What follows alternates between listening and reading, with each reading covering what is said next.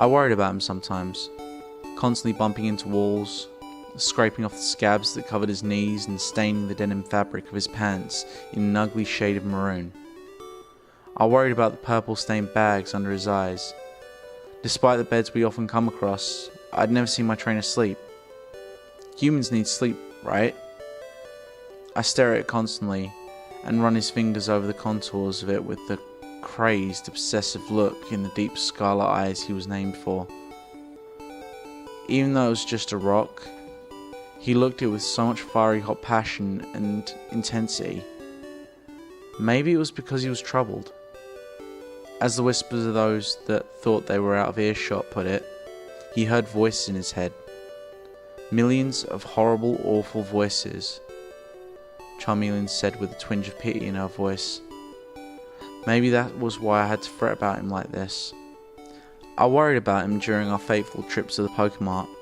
He was stuffing Pokedolls into his bag at an alarming rate, depleting his wallet almost completely before he managed to buy what he'd come here for. A stone that would allow me to evolve. As far as I've been told by the senior mons of the party, the plan was to buy a water stone enabling me to become a sleek and graceful Vaporeon, with the ability to cross water. I wouldn't have minded that, but fate seemed to have different ideas. Red snatched up a firestone hastily, jerkily pushed a wad of bills over the counter before ambling out the shop, wincing at some loud noise only he could hear. I wondered why he'd bought the wrong stone, and the rest of the team whispered worriedly among themselves. Maybe it was because he was troubled. I never really thought about the stone as we continued our erratic journey. Red was rifling through his pockets of the backpack in no particular order again. Maybe he did it to make sure everything was there. Suddenly the firestone was in his hand. He considered the item for a moment before his facial features softened for a moment.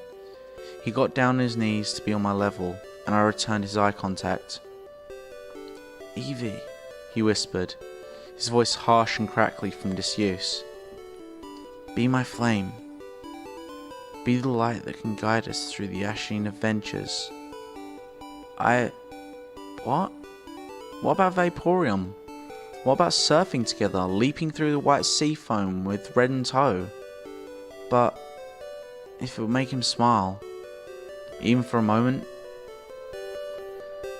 I attentively reached out my paw to contact the translucent orange stone, and I felt the light of evolution wash over me.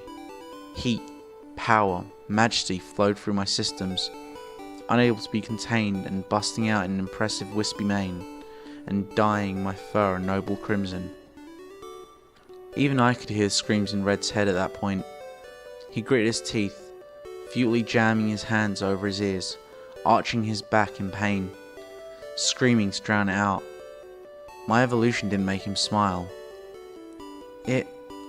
I made him cry. I failed. I failed as a partner. I failed as a friend. "Oh, that's too bad. He'll have to replace you." "What? Who said that?" But they were right. My chest felt constricted, and my heart beat so fast. It was like I was trying to escape. I was going to stay with Red, whether anyone liked it or not, I thought, noting Charmeleon's glare. That night, paranoia seized me like a huge clawed hand, digging through my skin and into my lungs. Would Red really replace me? The disdainful glances I caught Rattata shooting my direction told me yes, he would. I couldn't stand that. Despite his affliction, Red loved me. He said it himself. I would be his guiding light, his flame. We would be champions together, no matter what. "Well, you'll have to make sure you don't get booted from the team then, huh? That Lapras looks awfully promising." I choked down a sob. I had to make sure there was no reason for my trainer to consider using another mon over me. It was me or them. Someone else would have to go. You've got your new powers now. It shouldn't be hard to eliminate a competitor.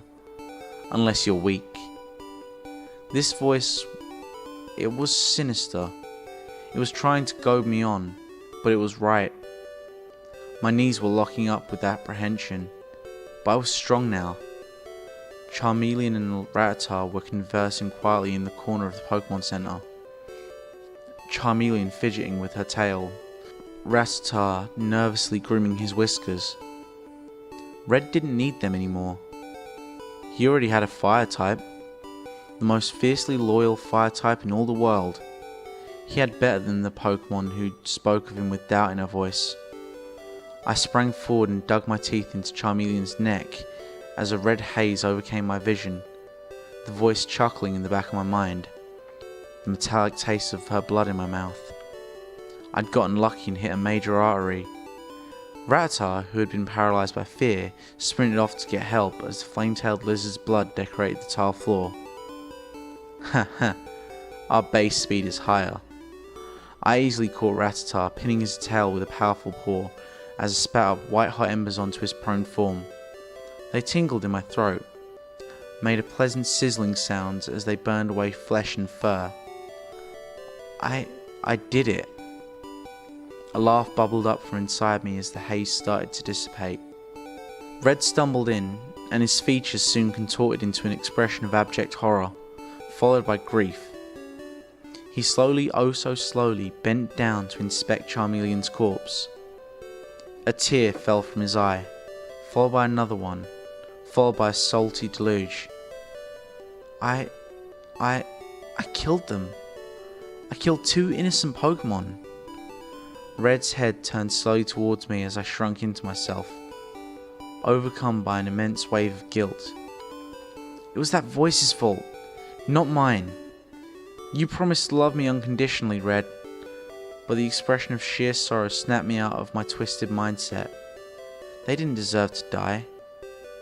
I promise, I'll make it up somehow. Red, hand shaking, recalled me into my Pokeball with a cry of anguish. We walked to the PC by Nurse Joy's counter, Red still cradling Charmeleon's lifeless form like some sort of doll. Once released, Flareon has gone forever. Release Flareon? Bye-bye, Flareon. The last thing I felt was my essence ebbing away on the digital tide.